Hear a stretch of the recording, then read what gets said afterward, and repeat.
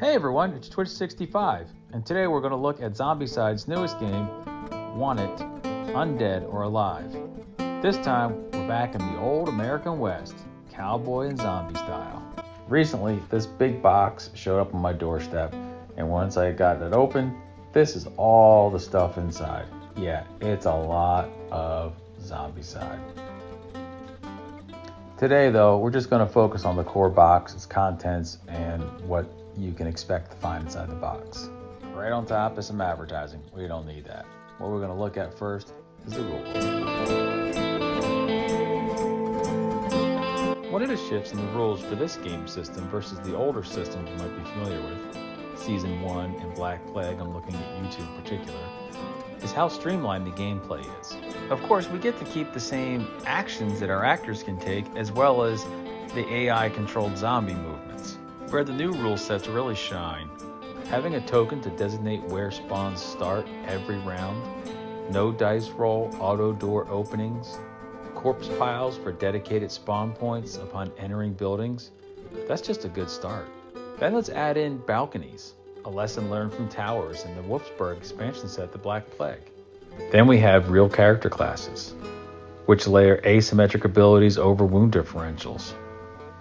And a train, and a Gatling gun, which you can put on a wagon and push around town and mow down zombies as you go. Oh, and let's not forget the copious amounts of dynamite present in these towns. No more finding two components, mixing them, and then obliterating mountains of zombies, or that pesky abomination just happen to pop up on the board and chase you all over the place.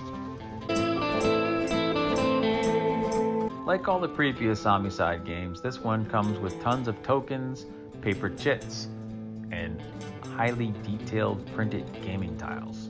The tiles set the play area, as well as defining building doors, balconies, corpse piles, outdoor spaces, and other Western attractions. Interestingly, we have new spawn zones. One is a designated start zone, which I really like. It helps you remember where to start spawning zombies each turn.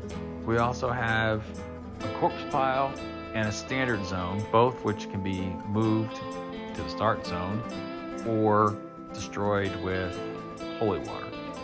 And lastly, we have an abomination spawn zone, which shows up in the lost mines and graveyards of the western town. The Verde Retro token is new, as is the wagon token. Trains. Trains move across the board in a straight line, flipping track tiles to move. The train can also be used to transport survivors and block line of sight and cut off roads and exits. But really, it's there to mow down zombies that get caught in the way. All the other stuff is updated alterations of the normal game tokens.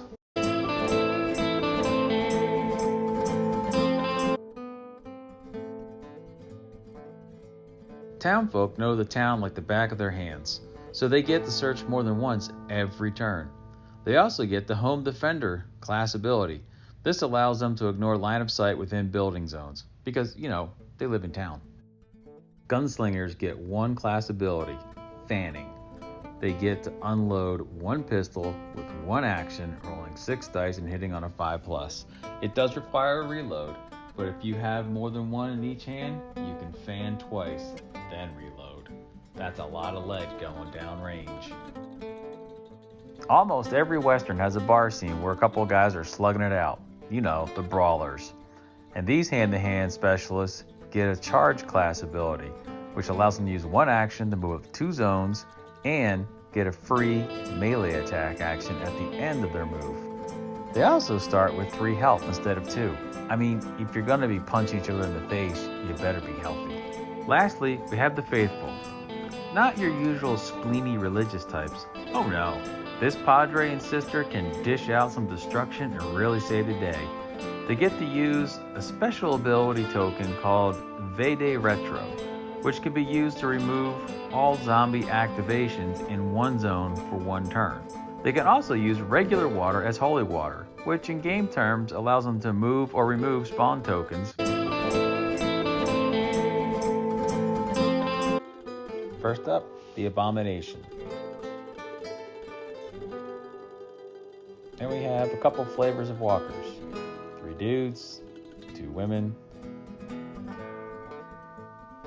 standard fare.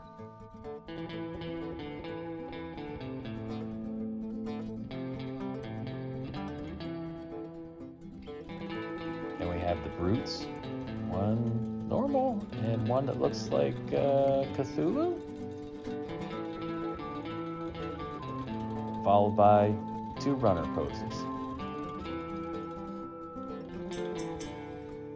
Oh yes, the dice. How can we forget the dice? They're actually made of wood or a wood-like substance.